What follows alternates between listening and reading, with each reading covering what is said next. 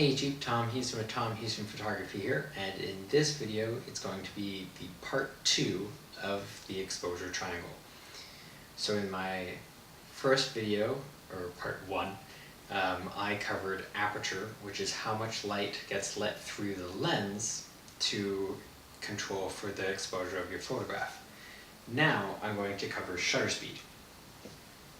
So every SLR has a shutter mechanism inside the camera, which is a mechanism that opens up and allows light to come in and hit your sensor and then or film, and then it closes again. And the speed at which it does this is the shutter speed.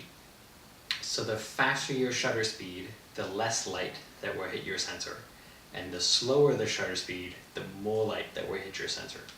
So to demonstrate, I will use my Nikon D90, and this is going to be a 1 second shutter speed, which means that the shutter will stay open for 1 second.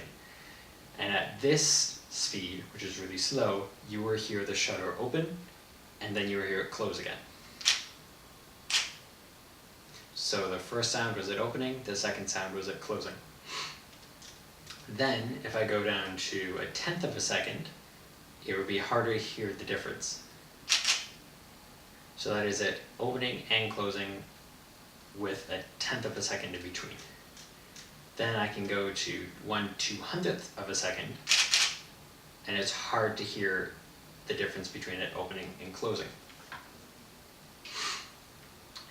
So the faster the shutter speed, the less light comes in, and the slower the shutter speed, the more light that comes in.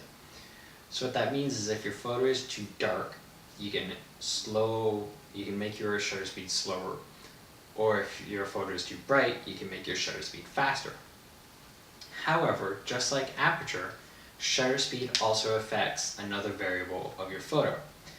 And what it affects is how much blur is in your photo, or how much motion blur.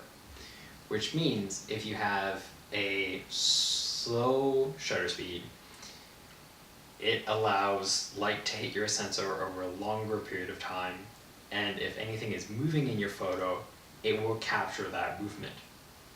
So if there is someone running and you take a picture of them with a slow shutter speed, you will see them be blurry, and anything else in the photo that isn't moving will be clear.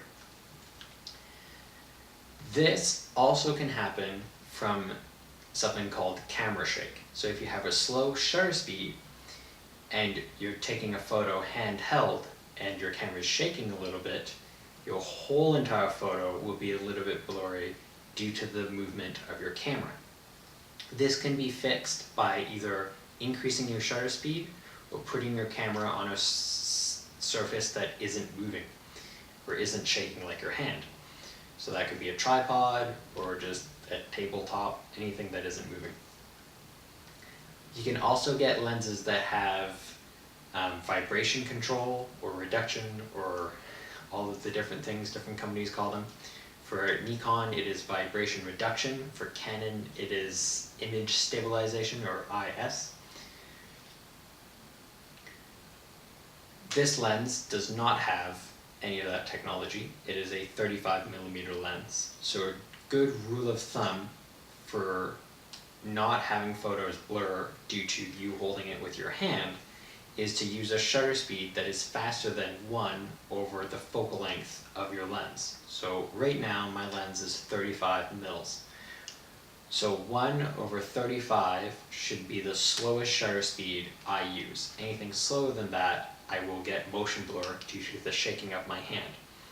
If this lens was 105 millimeters, then I don't want a shutter speed slower than 1/100th, or else it will show blur.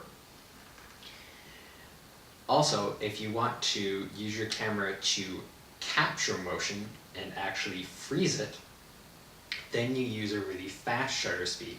So if someone is jumping off a picnic bench, then you use a fast shutter speed to catch them in the air and clear, whereas if you use a slow shutter speed, you would just get a blur of your friend jumping off a picnic bench. You can also use a tripod or a a surface that's not moving to capture photos with a slow shutter speed so that your hand doesn't blur the image. And this can be done for photos like this one, which is a waterfall.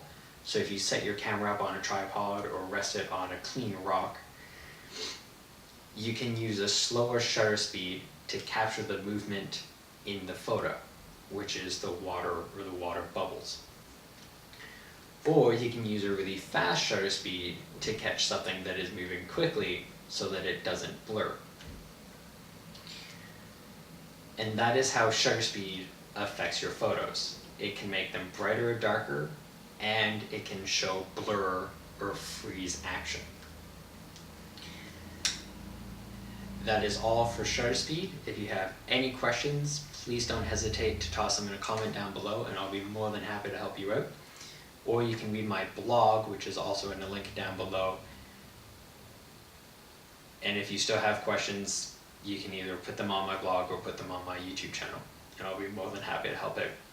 So I hope that helps, and stay posted for my next video on ISO, and then my last video on how you can use aperture, shutter speed, and ISO together to expose and properly create your photograph. Thanks. Cheers.